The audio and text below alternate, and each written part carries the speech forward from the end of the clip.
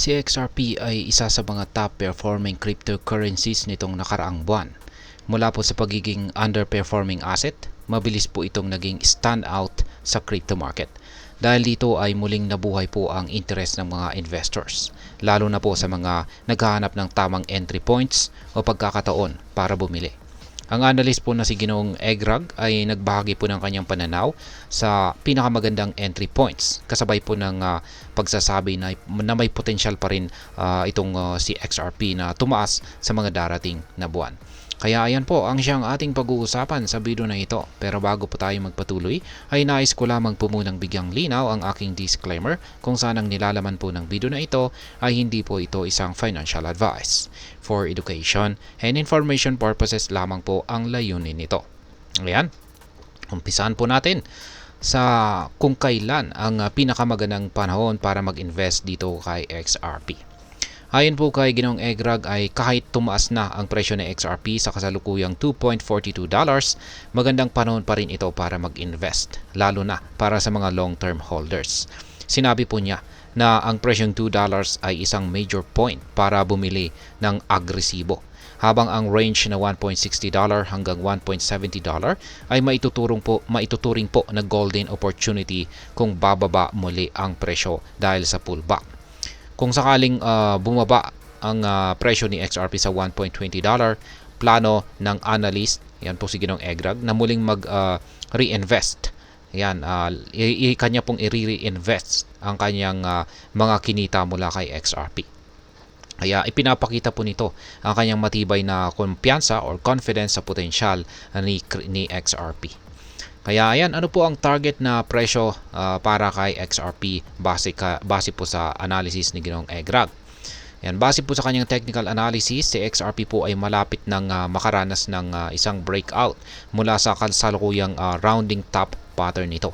Kung mangyayari po ito ay maaring umabot po ang presyo ni XRP sa $3.50 hanggang $3.80 sa mga susunod na linggo. Sa mas matagalang pananaw, ang target po ni XRP ay ang $6 to $8.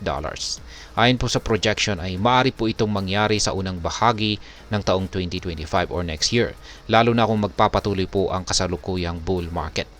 May posibilidad pang ma-extend ang bull run na ito hanggang sa huling bahagi ng taong 2025 na maituturing po na Wave 5. Ayan, Wave 5 cycle top.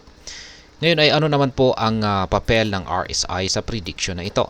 Ayan, ang Relative Strength Index or RSI ay isa po itong mahalagang tool na ginagamit po ng mga analyst upang sukatin ang momentum ng presyo. Base po sa RSI analysis, sa XRP ay nasa unang bahagi pa lamang ng kasalukuyang bull run cycle nito. Ayon po kay Ginoong Egrag, ang RSI pattern ni XRP ay nagpapakita ng dalawang distinct peaks tuwing bull run.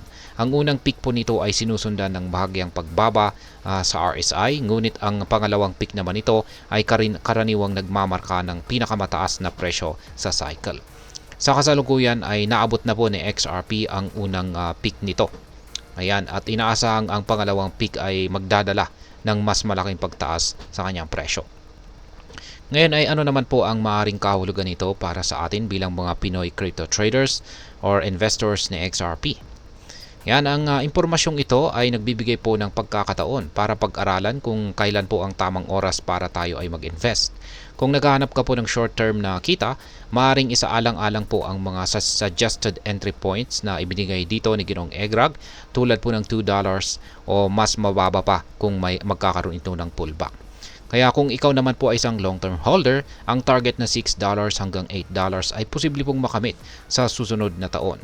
Ang mahalaga ay dapat ay magkaroon po tayo ng malinaw na plano sa pag-i-invest, maglaan lamang po tayo ng tamang puhunan na kaya nating mawala at palaging mag-research bago po tayo magdesisyon. Ngayon ay ano naman po ang aking masasabi tungkol dito? Si XRP ay tila nasa tamang landas, patungo po sa mataas na presyo.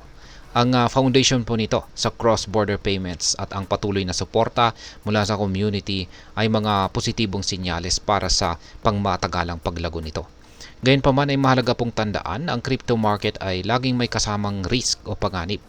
Ang mga prediksyong tulad nito ay gabay lamang, hindi nito garantisado ang magiging presyo sa hinaharap.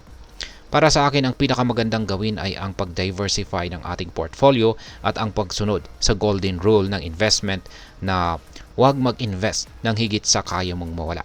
Ang ganitong uri ng mindset ay makakatulong para sa atin upang makaiwas sa stress at makapagplano ng maayos. Ayan. Sa kabuuan, si XRP po ay patuloy na nagbibigay ng potensyal na oportunidad para sa atin bilang mga investors. Sa target price na $6 to $8 sa taong 2025, ito po ay isang asset na sulit bantayan. Subalit ang maingat at edukasyong desisyon ay nananatiling siyang pinakamahalaga. At ayan po, hanggang dito na lamang po tayo sa video na ito mga ka-crypto. Sana po ay inyong nagustuhan ang aking paliwanag sa video na ito. Kung inyo po itong nagustuhan, pag-click lamang po ang like button nito. Marami pong salamat sa panonood. Ingat po tayo lagi at God bless po sa ating lahat.